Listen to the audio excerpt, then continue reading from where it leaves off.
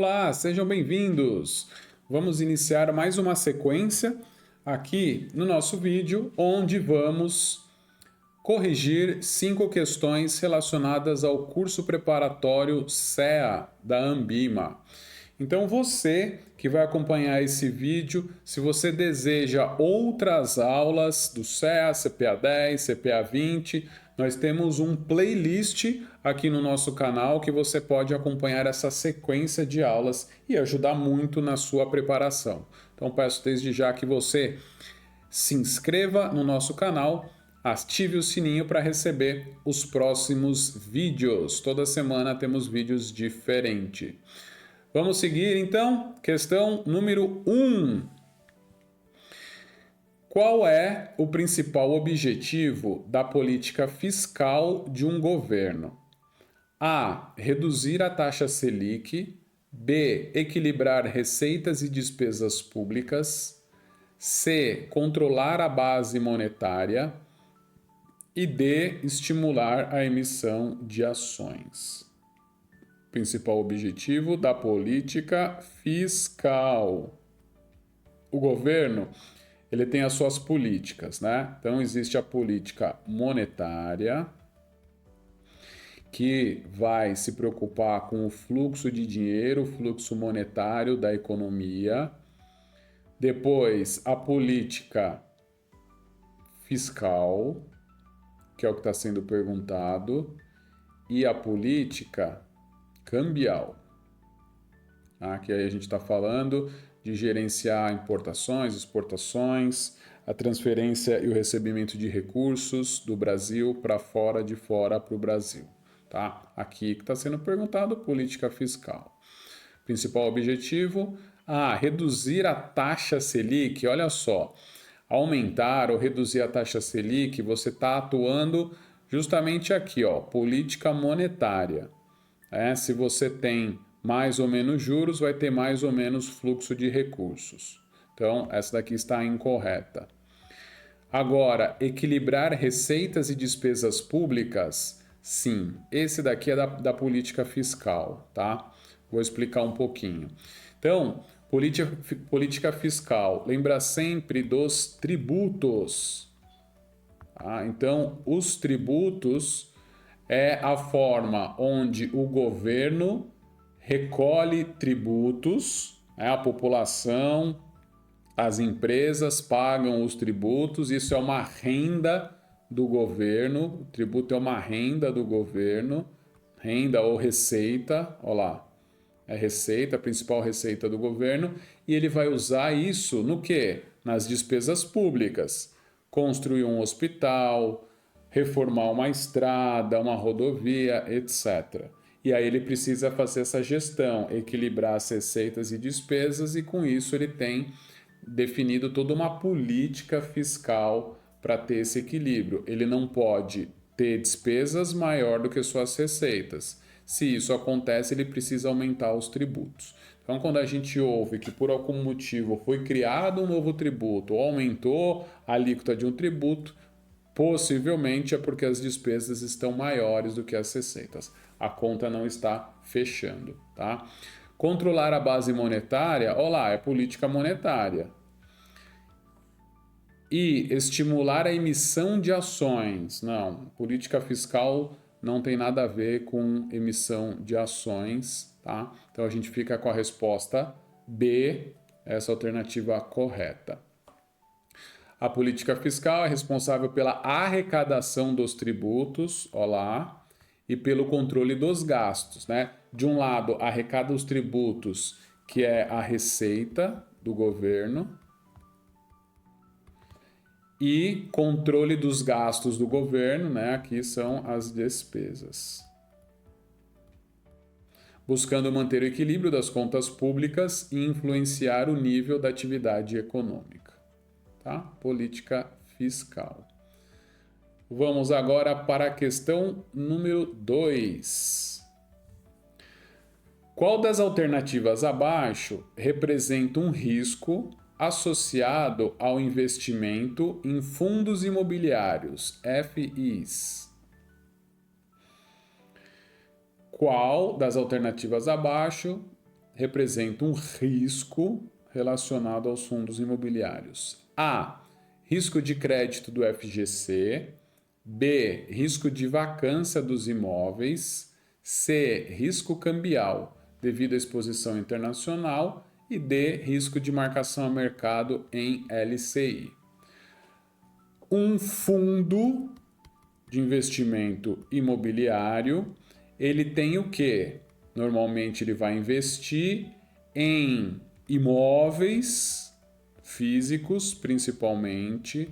Vamos pegar um exemplo aqui, um shopping center, tá? Um shopping center. Mas ele também pode investir em papéis, ele pode comprar títulos do setor imobiliário também. E aí a rentabilidade disso vai ser a rentabilidade do seu investidor, tá? Mas vamos lá.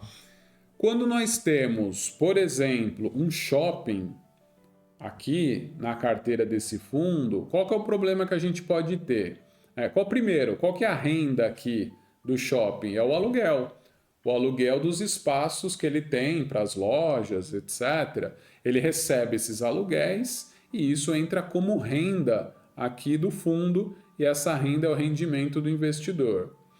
E aí, se você tem um shopping onde estão tendo menos lojas, né? E isso a gente chama de vacância. A vacância estar vago, uma grande vacância ali por algum motivo, né? Esse risco vai existir, tá? Então, o risco de vacância, tá? Já estou indo aqui para a resposta, tá? Dado a explicação. Então, sempre que a gente fala de fundos imobiliários e se tiver imóveis, e como ele apareceu aqui, provavelmente a resposta, ó, o risco de vacância desses imóveis, né, é uma alternativa de risco. Tá? Então, essa alternativa é correta. Mas vamos ver por que não são as outras.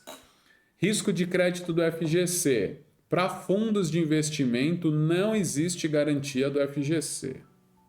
Tá? Então, incorreto. Risco cambial devido à exposição internacional, não. Aqui não tem nada de risco cambial. O fundo de investimento imobiliário está aqui no Brasil, investindo nos imóveis daqui, tá? Então não é risco cambial. E o último, risco de marcação a mercado da LCI. Aqui existe a marcação a mercado da LCI, dependendo se ela é pós, se ela é pré, tá? Mas não está diretamente relacionado aqui ao fundo de investimento, tá? Então, o que está relacionado é a vacância dos imóveis, letra B também incorreta. Então, resposta: fundos imobiliários estão expostos ao risco de vacância dos imóveis. Lembra o exemplo do shopping center? Olha lá, imóveis sem locatários. E isso afeta diretamente os rendimentos. Ó, não tem locatário pagando o aluguel para o fundo, não vem o dinheiro, logo não tem rendimento para o cotista do fundo. Tá? Isso é muito ruim, afeta a rentabilidade, afeta o rendimento do fundo. Tá? É um risco para o cotista. Perfeito? Vamos para a questão 3. Qual é o papel do consultor de investimentos registrados na CVM de acordo com a regulamentação? A. Gerir diretamente carteiras de cliente. Será que é isso que ele faz? B. Vender produtos em nome de instituições financeiras. C. Prestar orientação e recomendações de produtos sem intermediar as operações. E D. Atuar como agente autônomo. Vamos lá, qual que é o papel do consultor de investimentos?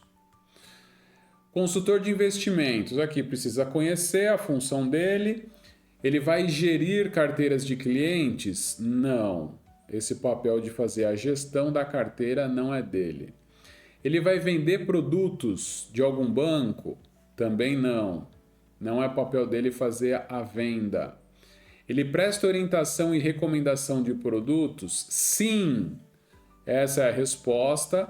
Olha lá, ele não intermedia a operação, nem na venda aqui. Então, ó, ele não intermedia a operação, ele só orienta e recomenda.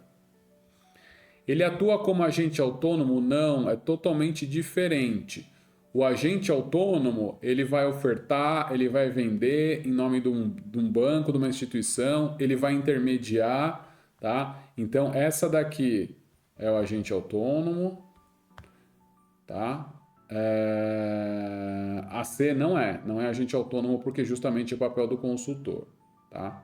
Então, essa é a grande diferença. Agente autônomo, ele vai vender, ele vai ofertar, ele vai ganhar comissão.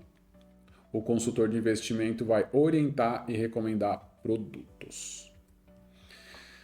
Explicação: o consultor de investimentos não pode executar a ordem dos clientes, que é papel do agente autônomo, nem intermediar produtos. Tá? Ele não pode fazer, é uma segregação aqui de funções. O agente autônomo faz essa função, o consultor de investimento faz outra. Então, o que ele faz? Ele oferece orientação personalizada, porque ele conhece bem sobre o mercado, sobre os produtos. Ele pode recomendar investimentos com base no perfil do cliente. Então, ele vai avaliar qual é o perfil do cliente. É um perfil conservador? É um perfil moderado? É um perfil arrojado? Qual é o perfil do cliente?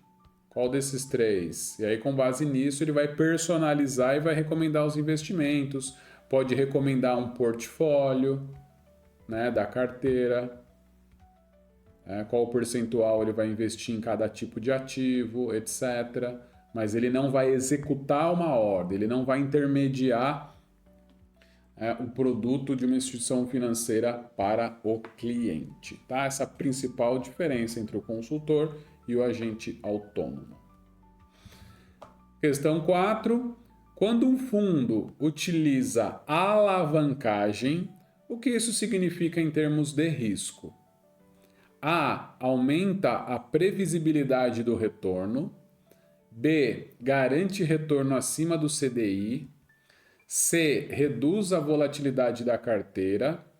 Ou D. Amplifica tanto os ganhos quanto as perdas.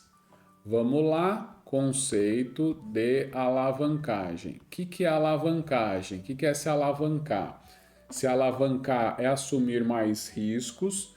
Às vezes, o investidor identifica uma grande oportunidade, na opinião dele, e, inclusive, toma dinheiro emprestado do mercado para investir naquele ativo se alavancando. Se alavancando, olha, pegou dinheiro que nem era dele e colocou naquele ativo. Então, ele está assumindo mais riscos. Por que ele assume mais riscos? Porque ele espera, ele almeja ganhos muito altos. Certo? Esse é o conceito. Então vamos lá. Então, um fundo alavancado aumenta a previsibilidade do retorno? Pelo contrário, se torna até menos imprevisível porque assume mais risco. Então tá errado. B. Garante um retorno acima do CDI. Essa palavra aqui, pessoal, garante, é complicada para investimentos. É difícil garantir alguma coisa. Salvo um pré-fixado que você fica até o vencimento, você está garantido. E depende ainda do seu risco de crédito. Garante retorno acima do CDI? Não garante. Não é estar alavancado que vai garantir essa rentabilidade. Reduz a volatilidade da carteira? Pelo contrário, aumenta a volatilidade. Você estará alavancado, você corre mais risco, normalmente os ativos são mais voláteis. E aí o que sobra? A alavancagem amplia os ganhos? Olha lá, foi o que eu comentei. Mas também as perdas? Sim.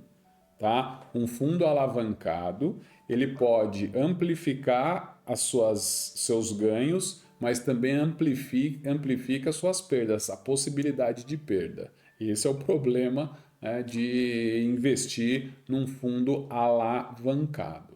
Tá? Pode ganhar muito ou pode perder muito. A alavancagem potencializa a exposição, está mais exposto, está assumindo mais risco.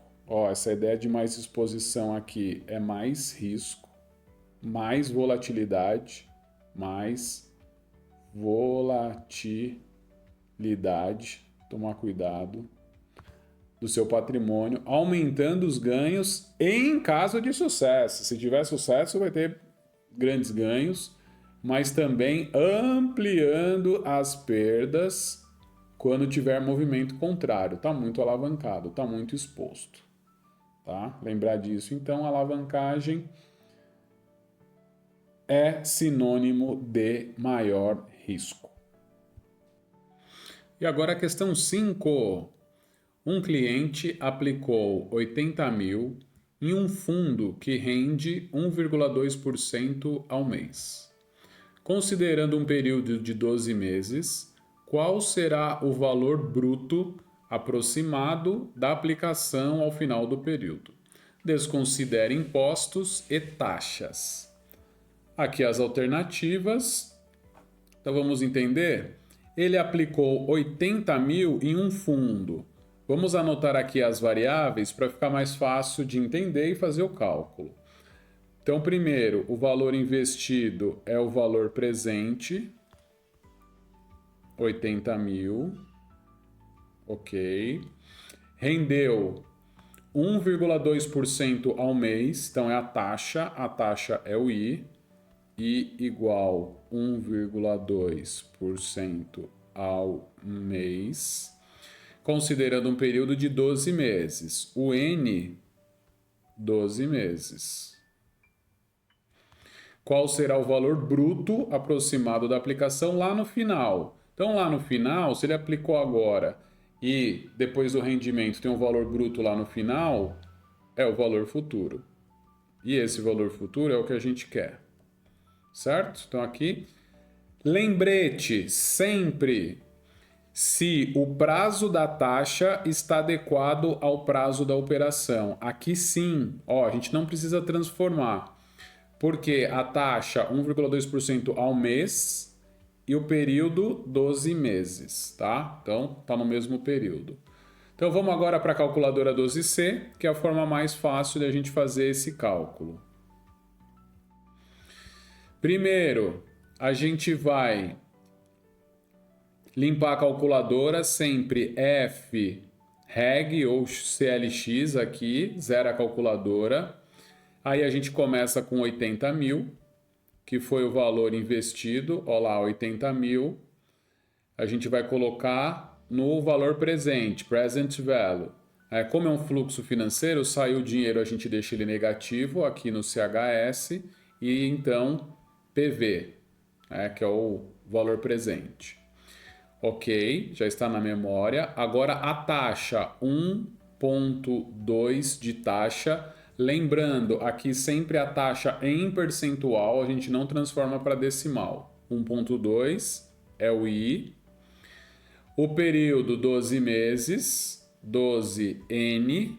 Ótimo, o que a gente quer? O valor futuro, future value. Então é só a gente clicar aqui no FV, pronto. Calculou. Muito rápido, 92.311,57. Essa é a resposta que a gente precisa, 92.311,57. Vamos voltar lá. Então, a gente calculou aqui, vamos ver a resposta. Olá, alternativa C, 92.311, não trouxe os centavos. Se formos fazer essa resposta, a gente foi fazer na mão, o valor futuro, future value, é igual a 80 mil vezes 1 mais a taxa. Agora sim, lembra, a taxa é 1,2%. Para fazer o cálculo na mão, aí a gente precisa transformar para decimal, divide por 100. Daí fica 0,012. E a gente eleva a 12 meses, que é o período. Daí fica esse resultado aqui, 1 mais 0,12 elevado a 12 fica 1,15389. Multiplica por 80 mil, que é o valor investido, dá 92.311. Tá? Então, duas formas da gente fazer. Ou ali direto pelas variáveis da calculadora 12C, ou fazendo na mão, quem lembra aqui da fórmula. Vou colocar a fórmula aqui, ó. Então, o future value aqui, é o present value, ou mais... Opa, toma correção aqui. Vezes 1 mais I...